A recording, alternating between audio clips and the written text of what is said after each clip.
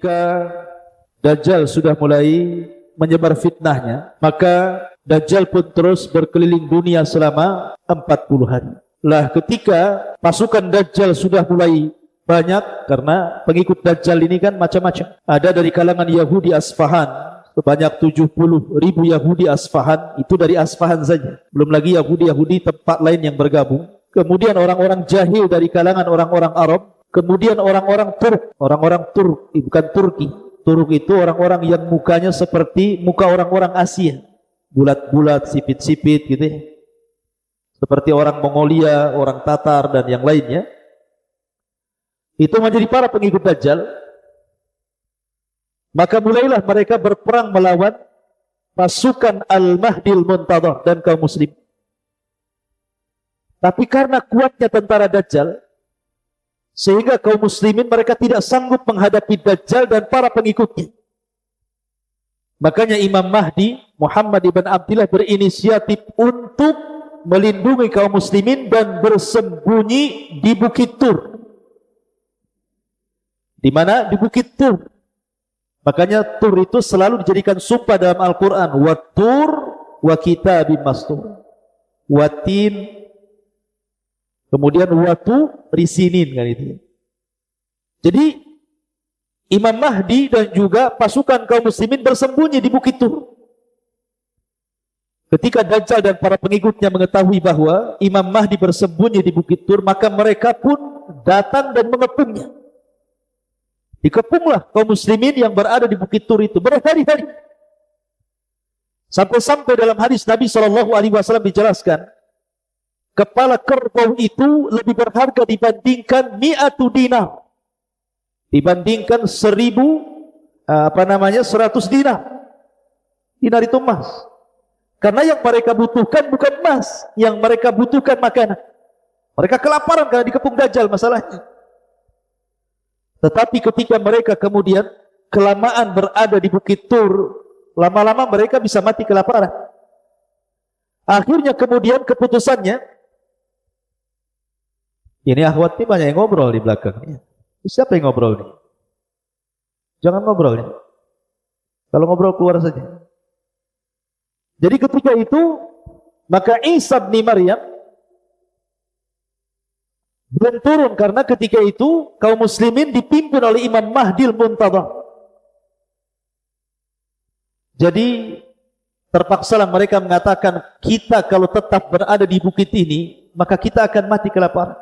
Daripada mati kelaparan, lebih baik kita jihad. Walaupun kita harus mati di tangan Dajjal dan para pengikutnya, itu lebih mulia dibandingkan mati kelaparan.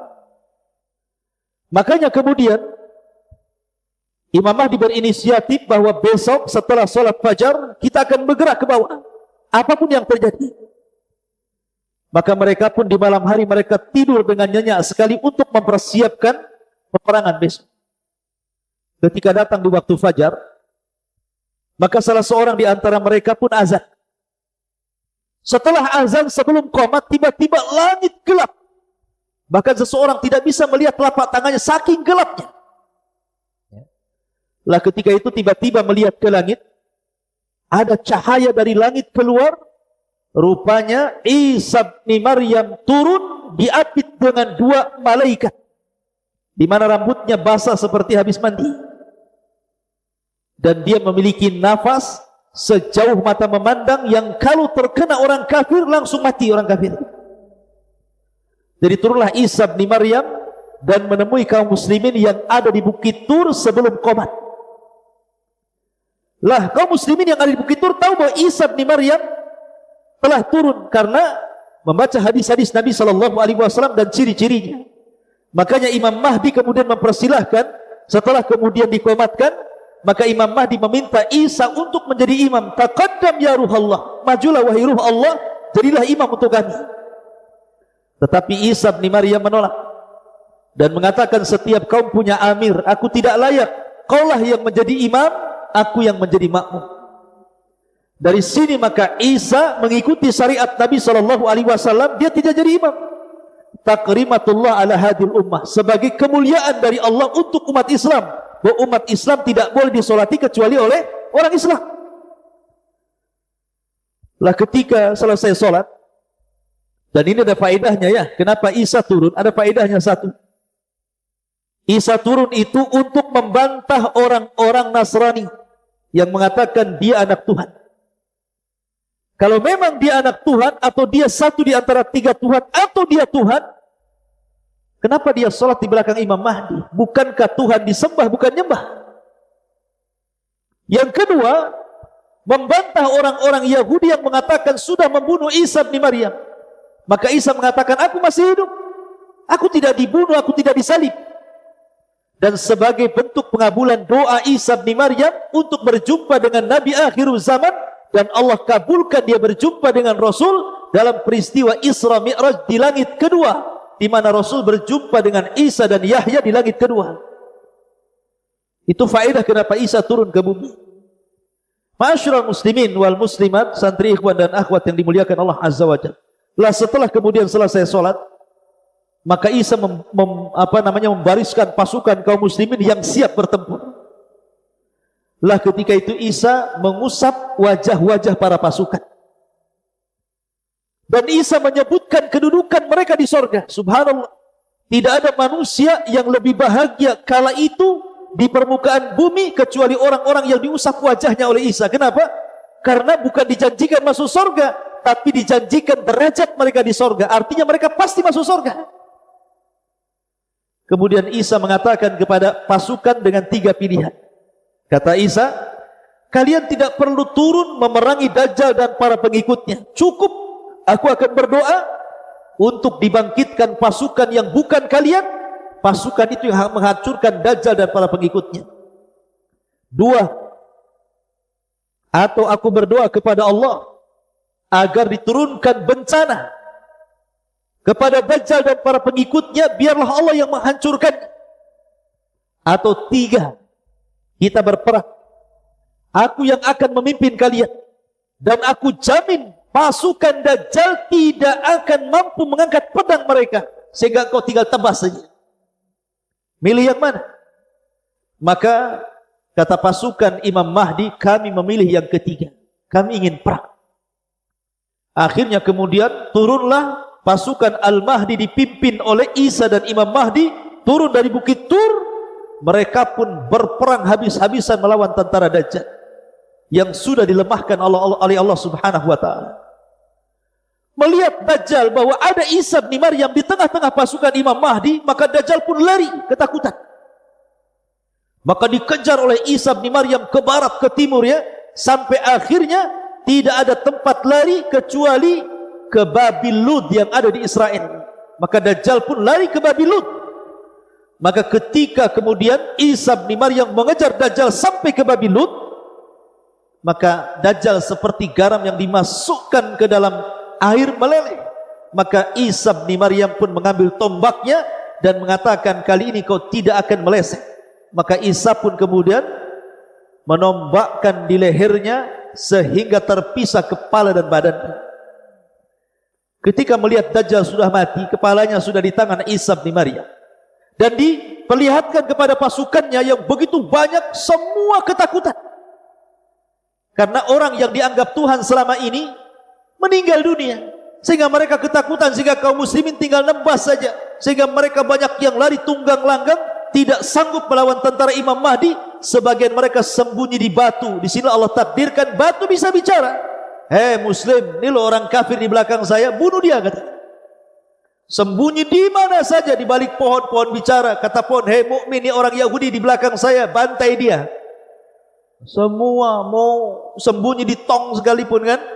Tong bisa bicara nanti. Tong kosong nyari bunyinya. Masyarakat muslimin yang dimuliakan Allah Azza wa Jalla, intinya bahwa tidak ada tempat lari kecuali satu pohon yang enggak mau bicara, yang disebut dengan pohon Gharqad namanya. Pohon Gharqad ini kayak cemara, tapi bukan cemara itu Gharqad, tidak. Modelnya kayak cemara. Nah, itulah yang akan melindungi orang-orang Yahudi yang bersembunyi di pohon itu. Makanya orang-orang Israel sekarang lagi nanam pohon Gharqad banyak-banyak.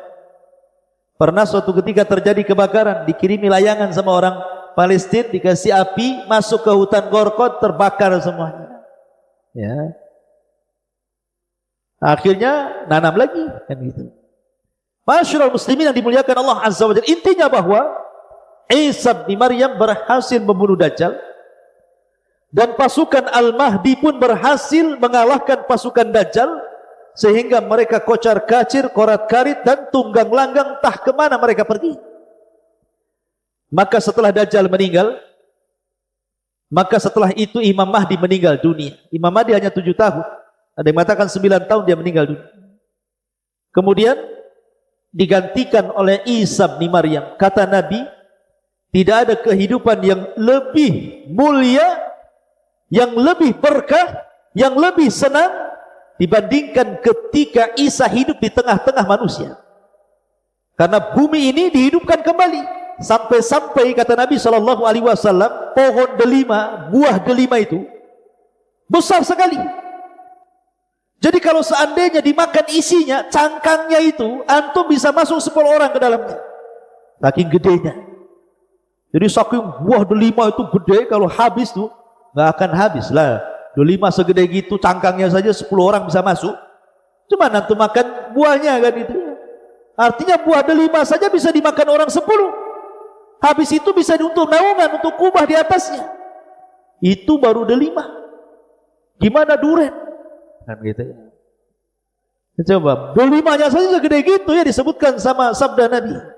Gimana duren, mangga, jeruk, wow, udah besar-besar semuanya. Sementara orang semakin ke akhir zaman itu semakin kecil-kecil orangnya. Ya. Saking berkahnya bumi itu maksudnya. Sampai-sampai Rasul mempermisalkan seperti buah delima yang sangat besar, yang kalau cangkangnya orang masuk 10 orang itu sudah cukup di dalam. Besar sekali itu. Tetapi Allah takdirkan setelah kaum muslimin berada di atas ketenangan, tenang hidupnya penuh dengan berkah. Ketika itu Isa memaksa orang-orang ahli kitab, orang-orang Yahudi dan Nasrani untuk menyerah kalau tidak dibunuh. Karena salah satu tugasnya Isa itu sudah membunuh Dajjal tadi ceritanya, kemudian mematahkan salib, membunuh Dajjal, membunuh babi, kemudian juga meletakkan jizyah. Kalau sekarang kita berperang melawan orang kafir, maka di situ ajak dulu berdakwah, kalau tidak mau bayar jizyah, kalau tidak mau perang. Tapi di akhir zaman tidak ada jizyah, tidak ada upeti. Kau mau masuk Islam atau kubunuh? Nah, itu saja. Jadi sudah tidak ada lagi jizyah.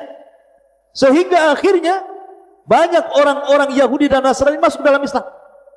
Dan itu digambarkan di dalam Al-Quranul Karim, wa im min ahlil kitab illa la yu'minanna bihi qabla mautihi. Dan sebagian ahli kitab itu akan beriman kepada syariat Rasul lewat Isa sebelum kematiannya. Maka banyak ahli kitab yang beriman di akhir zaman, dan yang tidak mau beriman mereka diperangi. Ketika memang manusia sudah mayoritas masuk ke dalam Islam, kemudian kehidupan mereka sudah enak, dipenuhi dengan berkah, tiba-tiba Allah Subhanahu wa taala memberitahu Isa bin Maryam dan kaum muslimin, benteng yang dibuat oleh Dzulqarnain langsung jebol. Sementara di balik benteng itu ada Ya'juj wa Ma'juj. Ada 2 kabilah yang sangat banyak jumlahnya. Min kulli hadabin yansilun, sampai Allah gambarkan banyaknya Ya'juj dan Ma'juj itu seperti air bah yang turun dari ketinggian, saking banyaknya gitu. Bukan banyak lagi, banyak gitu, saking banyaknya. Ya. Turun dari bukit. Dan Ya'juj wa Ma'juj itu makhluk yang Allah Subhanahu wa taala takdirkan diberikan usia panjang. Mereka sudah hidup dari zaman siapa? Dari zaman Nabi Allah Ibrahim. Karena menurut saya Ibnu Utsaimin rahimahullahu taala, Al-Imam Utsaimin mengatakan, Ibnu Utsaimin, bahwa Dzulqarnain itu masuk Islam di tangan Nabi Ibrahim dan pernah tawaf bersama Ismail dan juga Ibrahim di Ka'bah. Dan dia satu di antara raja yang pernah menguasai dunia. Dan dia seorang muslim. Makanya sering saya katakan ada 4 raja yang pernah menguasai dunia, 2 mukmin, 2 kafir.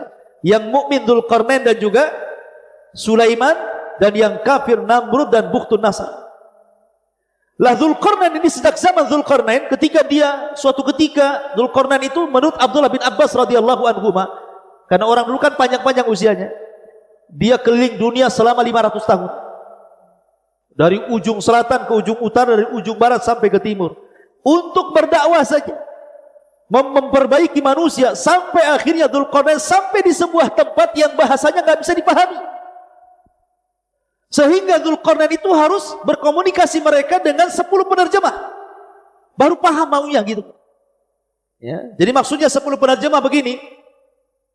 Dari bahasa Jawa diterjemahkan ke bahasa Sunda, dari bahasa Sunda diterjemahkan ke bahasa Batak, bahasa Batak diterjemahkan ke bahasa Madura, diterjemahkan ke bahasa Padang, diterjemahkan ke bahasa Alor gitu ya, orang Flores, terjemahkan sampai ke 10 bahasa, baru paham Dzulqarnain. Oh iya gitu.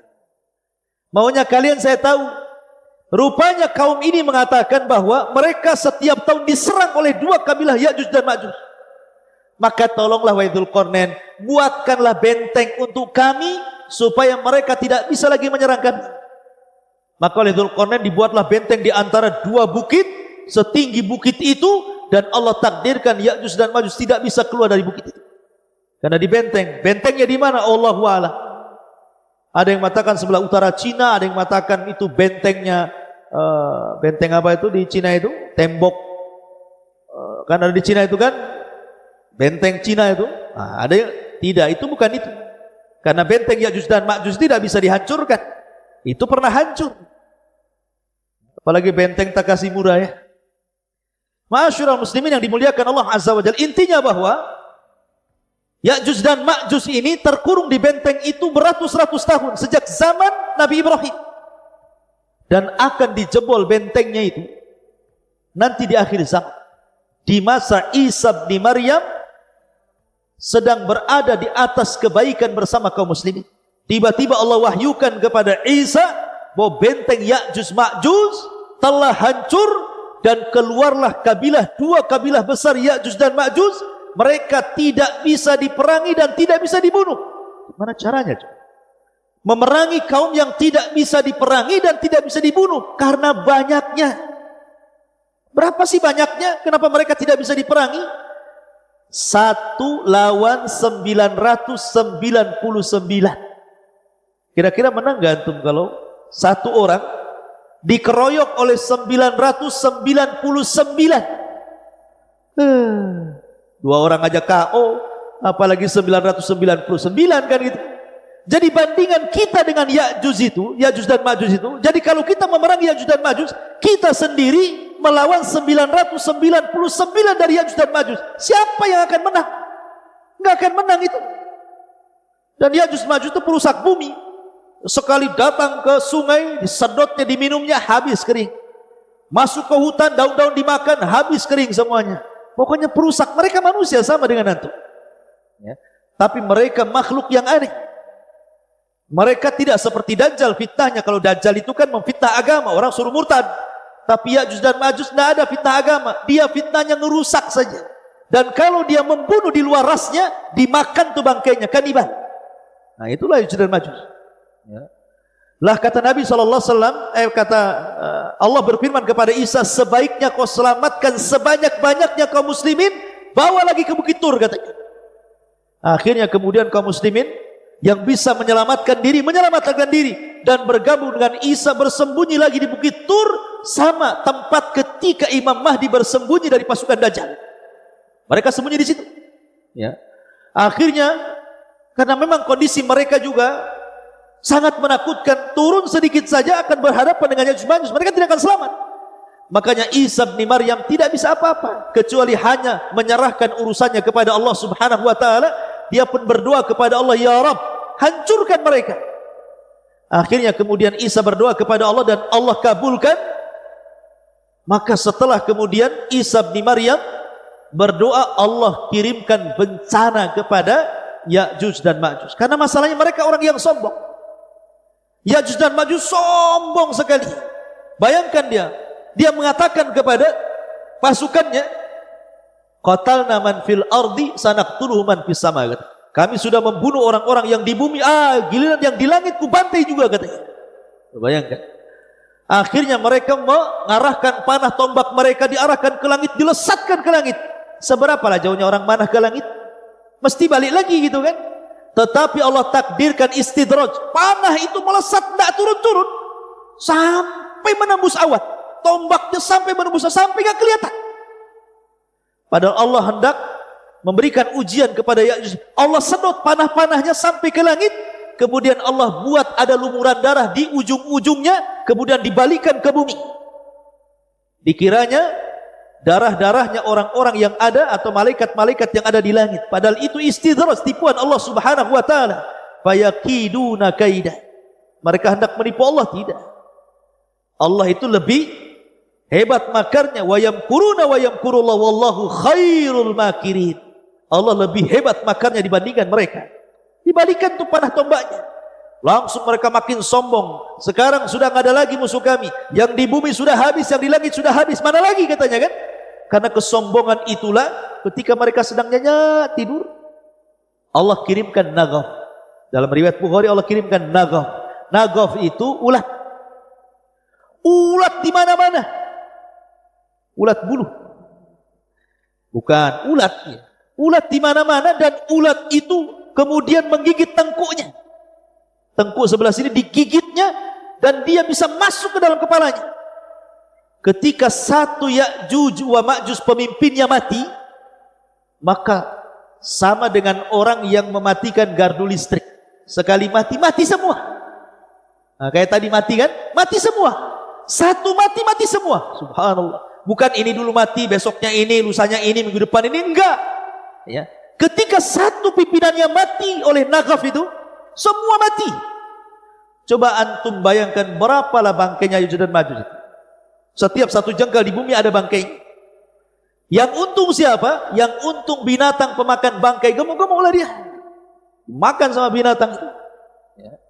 Dari situ Isa bin Maryam kewalahan. Ini bisa meracuni, membawa wabah. Kalau bangkai tidak dikuburkan, bisa bawa penyakit, wabah. Makanya Isa bin Maryam berdoa lagi, ya Allah bersihkan bumi dari jasad mereka. Akhirnya Allah kirimkan burung sebesar unta. Bukan burung unta. Burung sebesar unta. Kemudian mengambil jasad itu, dilempar entah berantah kemana, yang mengatakan ke lautan. Akhirnya bumi pun bersih. Setelah bersih tentu masih ada sisa-sisa kan, namanya bangkai gitu, pasti ada sisa-sisa. Maka Isa berdoa lagi, akhirnya Allah turunkan hujan deras-derasnya. Satu bumi Allah turunkan hujan. Akhirnya hujan itu membawa sisa-sisa bangkai ke lautan, kemudian bumi pun kembali subur.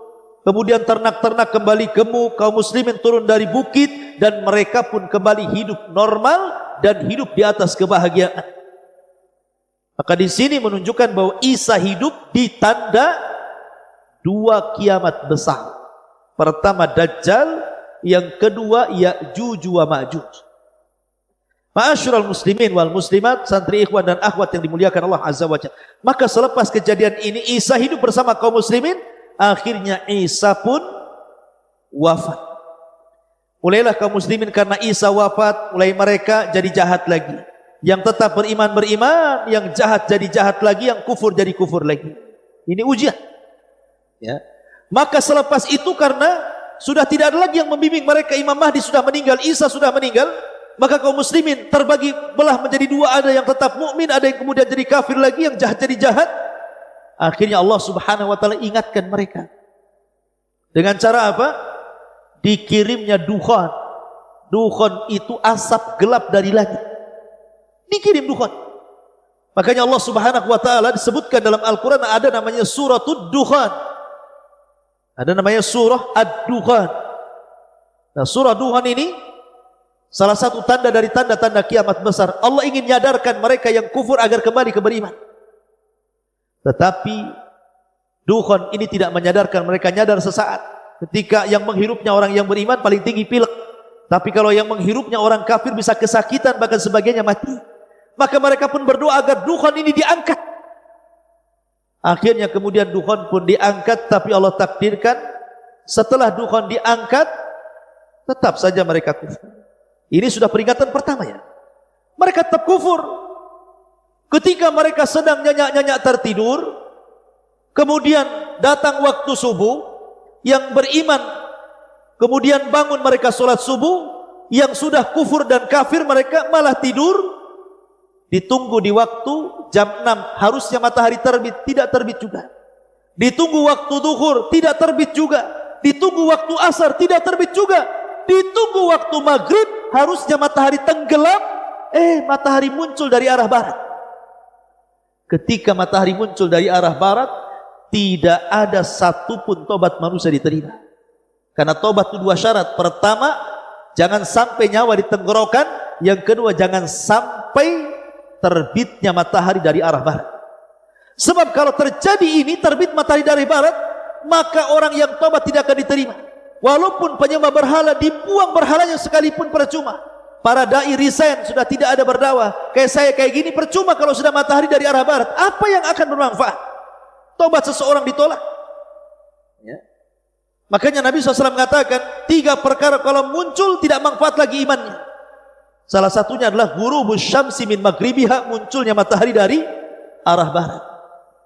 Maka selang 1-2 hari dari kejadian matahari terbit dari arah barat, kemudian hari ketiga, hari keempat normal kembali terbit dari arah timur, tiba-tiba muncul binatang yang disebut dengan dabatun minal ard. Dari perut bumi keluar binatang, bisa bicara. Kemudian menstempel manusia. Yang mukmin stempel mukmin di jidatnya, bercahaya. Yang kafir stempel hidungnya gosong. Maka ketika itu orang mukmin dan kafir bisa dibedakan dengan stempel.